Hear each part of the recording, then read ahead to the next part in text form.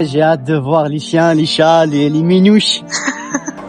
Dire aux gens qu'un animal, c'est un être vivant, qu'il a besoin d'être aimé, comme tout un chacun, d'être nourri, de ne pas être maltraité. Il faut en prendre soin.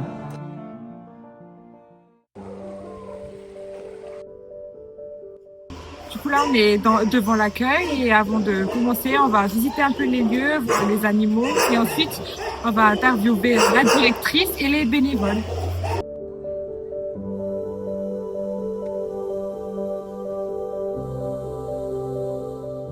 Je m'appelle Morgane.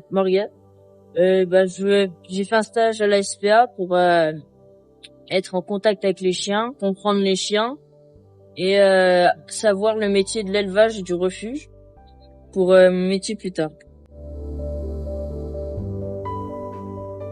Faut qu'il soit apte à pouvoir recevoir le chien et à le stimuler énergiquement et mentalement.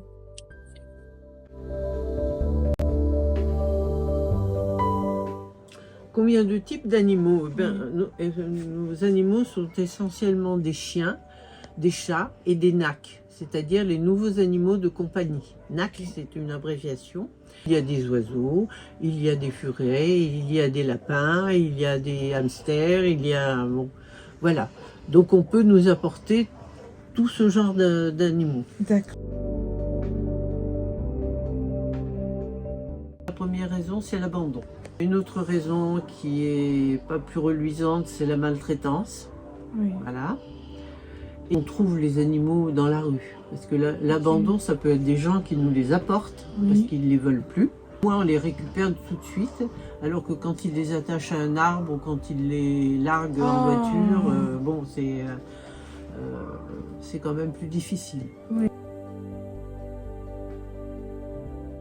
On a des bénévoles qui sont enquêteurs, c'est-à-dire qui sont chargés d'aller récupérer les animaux avec la police. Et on aide la police à récupérer, c'est-à-dire on va avec eux, on récupère les animaux maltraités, on les ramène, on les soigne, voilà, et on essaie de les faire adopter quand ils sont guéris, quand ils vont bien, quand ils ont été vaccinés, etc., soignés.